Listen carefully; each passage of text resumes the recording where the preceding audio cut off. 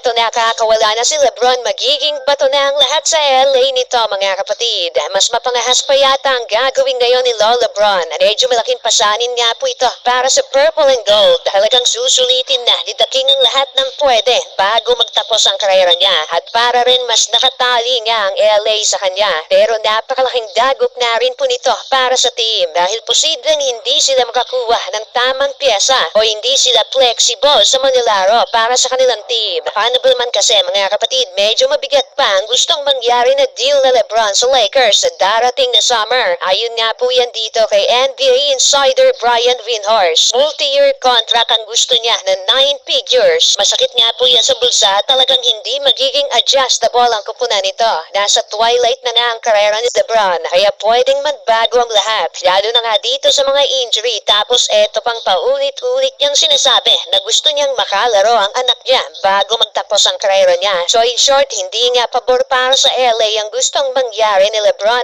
Hindi sila makakahanap ng batang pang long-term na malalaro dahil parang nakatali na nga sila kay Lebron nito. Mabigat sa cap space tapos walang kasiguruduhan pa kung kailan magtatagal si King James sa kanila. Bagamat pwedeng magawa ng paraan yan ng LA. Pero kung dito sa edad nila pagbabasihan, ay malamang kahit sino kupunan magdadalawang isip rin dito. Pero Lebron James nga po ang pinag-uusapan dito at patuloy pa rin namamayagpag at tila walang senyales na tumatanda na. Yakang-yaka pa rin makipagsabayan sa mga batang malalaro. 24.8 points, 7.2 rebounds ang kada gabi ang kaya niyang maiambag. Humataginting na $60 million lang naman ang gustong mangyaring kontrata ni Lebron mga kapatid. 3 years na contract lang ang pinag-uusapan dyan. Kada taon yan ang sweldo, so nasa around 180 million ang 3 taon. Ayan, napakabigat nga po nito para sa LA. Mas malaki pa nga po yan sa last year na sinusweldo niya. 39 anyos na rin po si Lebron. Kaya ang malaking katanungan nga po dito ay kung pagbibigyan ba ng Lakers ang ganito kalaking sweldo hanggang sa umabot ng 42 anyos na si Lebron. Siya na po ngayon ang pinakamatandang active player sa liga. Papayag nga kaya ang LA na pasweldohin pa siya ng 60 million kada taon? Ano sa tingin niyo? Samantala puro karma na yata ang nangyayari ngayon kay Jordan Poole mga kapatid. Ang lumalabas siya talagang bumangga sa pader si Poole nang galitin niya si Draymond at masapak siya nito.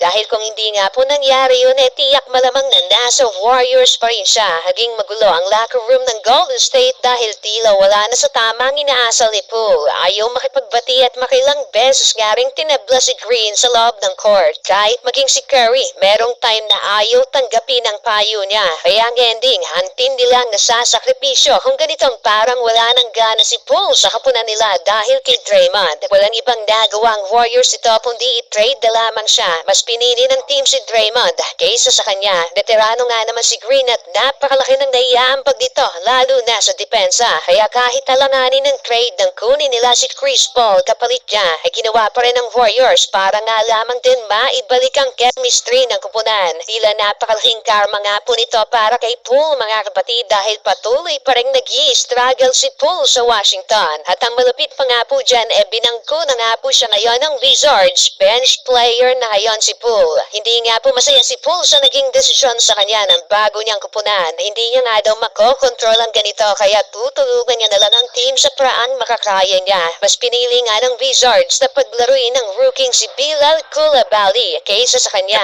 Malamang nakita rin ng Wizards na hindi ganun ka-effective si Poole sa kanila. 39.6% na lang ang shooting niya this season. Mas mababa nga po yan kung ikukumpara nung nasa Warriors pa siya. At ang pinakamasaklap nga po sa karera ngayon ni Jordan Poole ay nagdadalawang isip na agad ang Wizards at may rumored na iti-trade na lang siya.